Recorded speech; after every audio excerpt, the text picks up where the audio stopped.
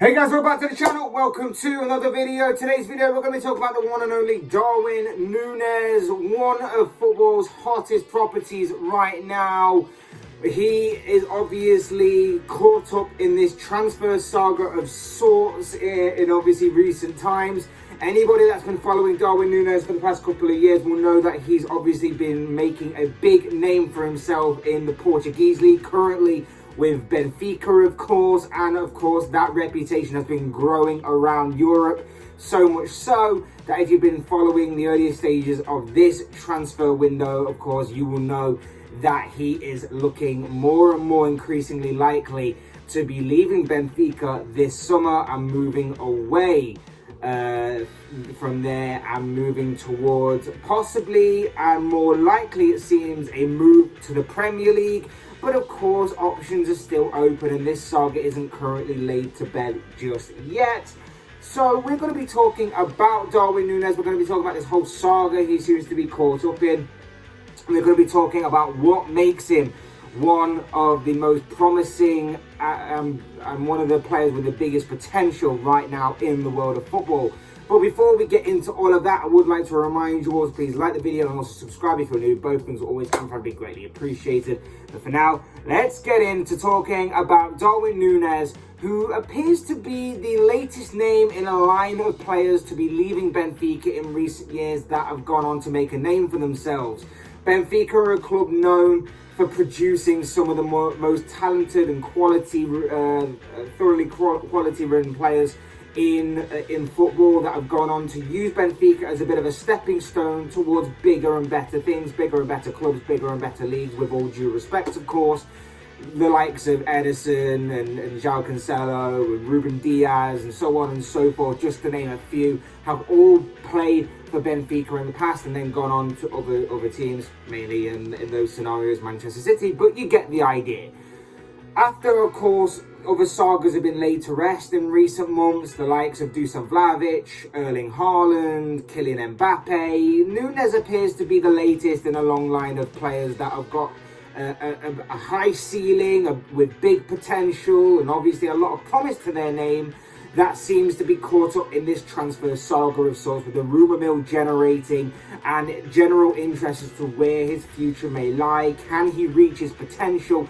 Where will he be playing his football in the future? And like I say, Nunez is just the latest in a long line of footballers that have been caught up in that kind of hype, and it's going to be interesting to see what actually happens to him, because as of right now there is no clear or proper indication as to where this kind of journey will take us. There's no kind of indication as to where he will be playing his football next season, because there are quite a few options that are available to Nunez, it seems, or at least rumoured to be, for his future. Now, obviously, one option that's seemingly less likely to happen, but obviously we've seen stranger things happen in the past, and obviously players making U-turns, Mbappe being prime example of that in recent weeks, is that obviously he won't be remaining at Benfica. Now, whilst this obviously does remain a slim possibility, numerous journalists and all kind of other whispers and rumours are stating that he will definitely be on his way out of Benfica this summer and will therefore be playing his football away from the Portuguese league going forward.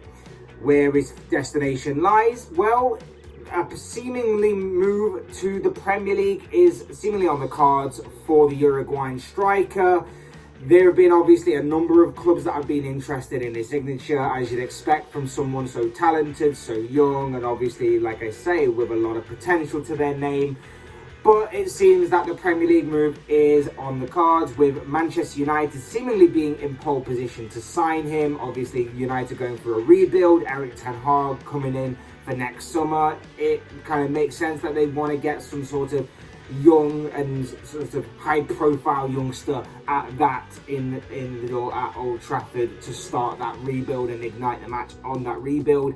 But it is being said that Liverpool are also waiting in the wings just in case they feel like possibly hijacking this deal. They are said to be interested in signing him and have allegedly sort of tested the waters a little bit on Nunez's representatives, if things are to be believed on that score. So there's a lot of interest, and obviously from the clubs that I've talked about already, obviously they're high-profile names in the world of football. So this guy must be really, really good and really promising. And what makes him obviously a big star right now, and obviously with a high ceiling, is he's got a lot of good attributes to go off, and one of them is in particular is his physical strength. His physical strength is something that has been admired by Benfica and the way that they play, because he is very much adaptable. His positional awareness is very good for a player of his age. His movement, it also goes hand in hand with that. It's very good for a striker of his age. And his aerial ability are his main attributes. They are all very good for a player of his age, and obviously will be a worthy asset, in my opinion, to most squads across Europe. They all kind of, in my opinion, contribute to this player that can play in multiple different scenarios, with multiple different styles, with multiple different teams. I think that he can adapt to playing against opposition, as well as playing for whichever team he chooses to play for this summer. And further proof of this does lie in the way that Benfica have used him in a number of formations during his time there, whether he's played as a three in the centre of a three up front, or as a left winger, because he can adapt and be versatile and play on that left wing as well, or whether it's being partnered with someone in a sort of front two, he can adapt to that as well, or he can play as just him on his own up front. Regardless of whatever style you want to play, it seems that Darwin Nunez can adapt to that kind of style and make the best of that situation, which, like I say, for a player of his age is a very, very good trait to have, and obviously means that he can be versatile across any kind of squad, which obviously the modern day player needs some versatility in his game, and can also adapt to any kind of style, which means that going forward, regardless of whatever the manager decides to do, whatever different manager comes in, regardless of what kind of players he's bringing in, he can possibly adapt with his age and with his playing style at that. So all in all, that does make him a very, very good and eye-opening player and possible purchase going forward. At the age of 22, as we previously mentioned, a lot of time on his hands. There's obviously a lot of time for him to grow as a man and as a player, and continue to evolve and get better, and obviously playing with better players and with better manager to boot, he'll obviously get to that. Whether he'll reach his full potential or not remains to obviously be seen, but he will definitely grow regardless of where he goes. He loves to operate in the space between the right back and the right centre back. We've seen that's where he tends to be at his most dangerous and most creative. It's sort of like that. It's sort of like what Thierry Henry used to do. And I'm not comparing Thierry Henry to this guy in any way, shape or form, but it's reminiscent a little bit of Thierry Henry, and the fact that Henry used to also operate in that kind of space between those two particular players of the opposition to sort of open his body up and then finesse it into the corner.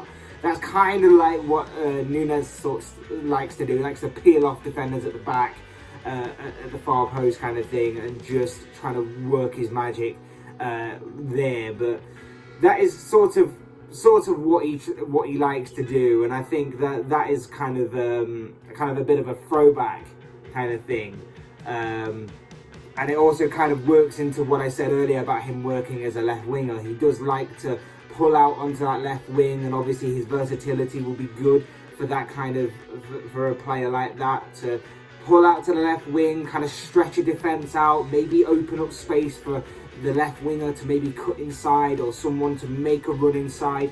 So I think that maybe, and again, that goes hand in hand with his movement and his positional awareness and everything like that. So all in all of these things are all kind of merging together in this weird sort of footballing jigsaw that is Darwin Nunez, in terms of his attributes and his ability and his traits and techniques and everything. It all seems to be very, very good. There's obviously still a lot of room to grow and work through, but you can iron out those kind of creases in his game. I think when you look at his attacking stats for Benfica, they are obviously very impressive. He scored 26 goals in 28 games for Benfica in the Portuguese league this season, also registering 4 assists. That is incredible. That is very, very good. And look, you can say that, oh, it's just the Portuguese league and he's playing for Benfica, one of the top clubs in that league. And yeah, you'd be right. But if you also look at his Champions League record as well, 6 goals in 10 games for Benfica in the Champions League is also not bad at all, and especially considering that two of those goals came against Barcelona, one of those goals came against Bayern Munich. He also got the winner in the round of 16 stage against Ajax, which sent them through to the quarterfinals, and then got a goal against Liverpool in both legs of the quarterfinal draw. That's still impressive in itself, to get a kind of resume of obviously teams you've scored against of that high quality. So he's proven that not only can he do it in the Portuguese league, but he can also do it on a grander stage of the Champions League as well. And let's face it, some of the best players in the world right now, including the likes of Kylian Mbappe and Erling Haaland, are cutting it individually, at least, on that kind of stage as well. So it is still pretty much impressive on both accounts. And whilst his attacking stats are obviously impressive for obvious reasons, his defending stats may not be as good, but they still have a lot of work to do. And obviously there are a few caveats to why his defending stats may not be as good. Obviously, being a striker, you wouldn't expect him to have good defensive stats or amazing defensive stats anyway. But when you take into context that he is playing for one of the best teams in Portugal, and when he's playing a squad that is heavy possession based, obviously that kind of context matters, that his defensive contributions won't be as apparent or won't be as visual to see as obviously his attacking stats. But that's not to say that he can't do a job for the team in that aspect. If he was to play for like a team like Liverpool with obviously a high pressing style, they like to press from the front, I reckon that Nunez, with the stats that he's got right now in that aspect, he can obviously work on and get better and better. And I think that they obviously do give him a sort of platform to build upon. And obviously, like I say, with his youth, he can obviously still adapt. And I think that it's still, like I say, a platform for him to build upon, and he can get better at doing that kind of side to his game. And I think he could still do a job in that aspect should a team like Liverpool or even United, when we talk about Ten Hag coming in with a different style, a different approach to things, and will obviously a pressing style of play himself, will obviously adapt to. And I think that could be a very good and interesting sort of side to his game if he continues to improve upon that, by being in a team that's not going to be, or not have as much of the ball as maybe Benfica in that kind of league, or maybe in a more difficult and more physical kind of league. It might be or more demanding sort of league. It might be an interesting change for him, and it might be an interesting way to see if he can adapt or not to that side of his game, which will be very intriguing to watch nonetheless. But overall, I do think he is a very good player. I do think that he shows a lot of promise, a lot of potential, and I think that he would actually be a worthy asset to the majority of clubs across Europe. I really do. I think that with his versatility, his age, and with the traits that he possesses, I think that he could do a job for pretty much the vast majority of teams across Europe right now. I think obviously the Premier League is seemingly where he's likely to go. I think that will be a very, very good challenge for him, and I think that he will actually hit the ground running there. I know a lot of players don't necessarily do that from particular leagues, but I think that with his physicality, I think that is obviously going to be a very good asset in this league, that I think he will already be at a good level for, to be able to adapt, to be able to challenge himself right off the bat. And I think that he would actually hit the ground running regardless of where he does go this summer, as long as it's in the Premier League. It'd be interesting to see if anybody else from another league or another club in England does come in for him as the transfer window goes on. But I think that with his kind of style, with his kind of physicality, the way he's built, I think that he will actually be a good asset right off the bat for anybody that does decide to, or manages to buy him this summer. I think if you're looking at the two teams that are interested in him already, I think for United, coming in with Ten Hag as well, a different approach, a different style of play. Obviously, it might suit him more. I think he's entering a little bit more into the unknown with Ten Hag, because he's obviously going to be a big name player as a young prospect to try and ignite this match of rebuilding Manchester United.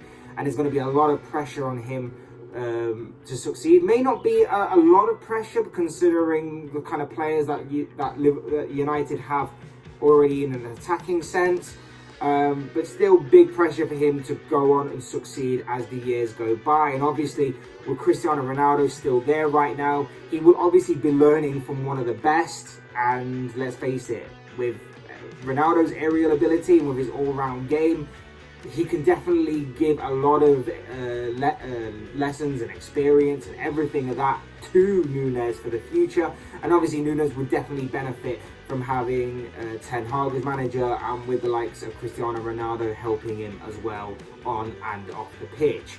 If he is to go to a team like Liverpool, a side already challenging for big trophies, he would be a good addition to that squad, because he would offer the Reds something a little bit different to what they have right now in terms of his physicality and in terms of what he does possess. And in the terms of what Liverpool have right now, they can offer him the leadership values of the likes of Virgil van Dijk and Jordan Henderson, mixed in with the quality and the supply of the likes of Mohamed Salah for right now, Roberto Firmino for right now, and Trent Alexander-Arnold and Robertson just swinging balls in from crossing positions, which obviously he would love to challenge for and to get in the air with in the opposition box. Also add in the likes of his former enemy, I guess you'd say, turned would-be ally in Luis Diaz, obviously formerly from Porto, and it's a pretty frightening prospect for any defence to face when you add all of those players together, all with the same goal in mind. It would be a frightening prospect for the majority of defences in the Premier League and in Europe, of course, and it would also help reinforce this Liverpool squad for the present, and obviously continue to build it for the future simultaneously as well, because of obviously all the youth prospects that Liverpool currently have within their squad, within their ranks. But it's going to be interesting. It is going to be interesting to see what the future holds for Darwin Nunez. Manchester United or Liverpool does seem to be his likely destination, but could another team be waiting in the wings to possibly hijack this deal? Remains to be seen. It could be a very interesting few weeks, maybe even months, for Darwin Nunez. And I will be interested as well, because it seems that Liverpool are heavily linked and they have a sort of say in this potentially. It could be very interesting to see what the future holds for one Darwin Nunez. But of course, as I always say, these are just the thoughts, comments, opinions, predictions, whatever you want to call it, of this guy. I want to know what you guys think. What do you make of Darwin Nunez, currently at Benfica, of course, but looking increasingly likely to leave for the Premier League and for either Manchester United or Liverpool, it seems, this summer? Will he go to one of those clubs? Will he perform a big U-turn and stay at Benfica? Or is there another player in this game? Is there another team waiting in the wings to snap up his signature? This could be a very interesting few weeks ahead for the Uruguayan striker. I'd love to know your guys' thoughts, opinions, comments, feelings, opinions, predictions, whatever you want to call it, down below in the comment section on both Darwin Nunez and, of course, this transfer saga situation that's playing out right before our eyes. I'm sure it'll make for interesting reading down in the comment section below. Otherwise, hit the like button on the way out if you enjoyed the video, subscribe if you're new or want to see more content like this. Both things will always and from would be greatly appreciated. And as always, thank you all so much for watching and listening. I've been Fletch, this has been another Fletch Talks video, and I will see you and speak to you all again soon in another video.